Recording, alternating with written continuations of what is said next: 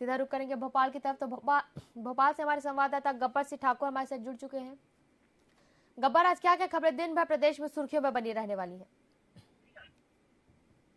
जी देखिए, सुर्खियों की बात करें तो जहां एक तरफ सेवा दल के कार्यकर्ताओं के साथ में मंथन किया जाना है, पीसीसी चीफ कमलनाथ उनके साथ में बैठक करेंगे, चर्चा करेंगे। चुनाव की चूंकि वक्त नजदीक आ चुका है और ऐसे में कांग्रेस भी एड़ी चोटी का जोर लगा रही है। वहीं दूसरी तरफ अगर हम देखें तो दतिया में भी बगावत के सुर दिखाई दे रहे हैं बीजेपी के, और वहां से कई लोग कहा जाए कि कांग्रेस में शामिल हो चुके हैं।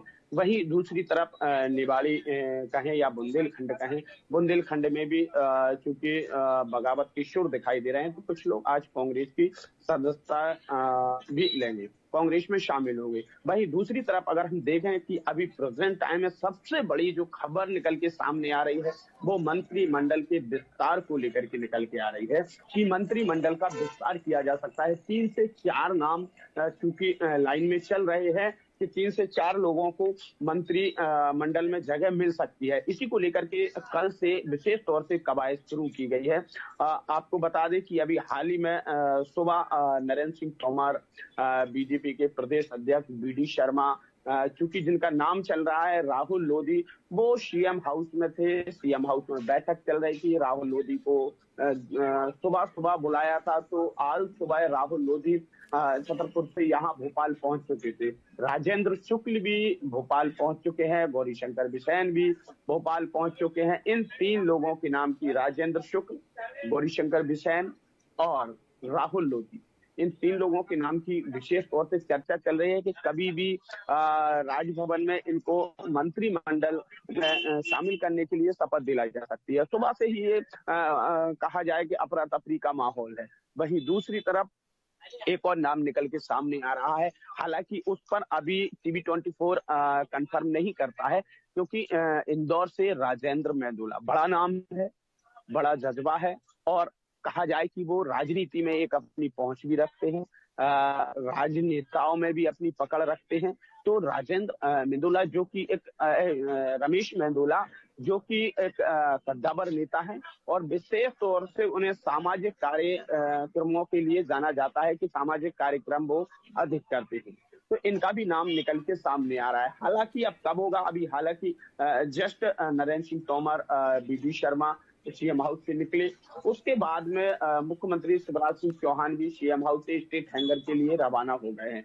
तो कुल मिला के कहा जाए कि अभी कुछ देर के लिए या कुछ घंटों का कह सकते हैं आप कि कुछ घंटों के लिए राहत है। और जो ये खबर हालांकि निकल के सामने आई है कि मंत्रिमंडल में विस्तार जो होना है और किन किन लोगों के लिए मंत्रिमंडल में शामिल किया जा सकता है, तो कुछ देर के लिए, कुछ घंटे मान लीजिए आप, कुछ घंटे के लिए एक विराम लगा हुआ है। लेकिन राजभवन में तैयारियां लगातार चल रही हैं और कभी भी किसी भी वक्त कहा जाए कि ये कार्यक्रम हो सकता है। किसी भी वक्त राजेंद्र शुक्ल का जो नाम चल रहा है, गौरीशंकर बिसेन का नाम चल रहा है, राहुल लोधी का नाम चल रहा है और रमेश मेंदोला का नाम चल रहा है। इन 4 लोगों का नाम चल रहा है। इन 4 लोगों को कभी भी राजभवन बुलाया जा सकता है। हालांकि सुबह जो खबर निकल के सामने आई थी वो यही आई थी कि राजभवन में अब जल्दी ही शपथ दिलाई जा सकती है। लेकिन चूंकि सीएम हाउस में बैठक चल रही थी, लेकिन सीएम शिवराज को छिंदवाड़ा के लिए निकलना था, हो सकता है किसी कारणवश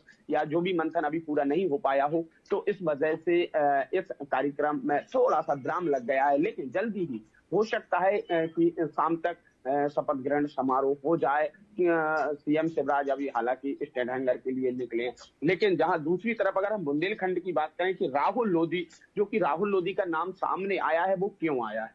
दरअसल में उमा भारती है ना, जो उमा भारती के वो भतीजे हैं, और लोधी एक वोट बैंक है। वो कहा जाए कि बुंदेलखंड में विशेष तौर से आपका जो बेल्ट है, छतरपुर है, टीकमगढ़ है, निवाड़ी है, ये जो बेल्ट है, इस बेल्ट में लोधी वोट बैंक अधिक है।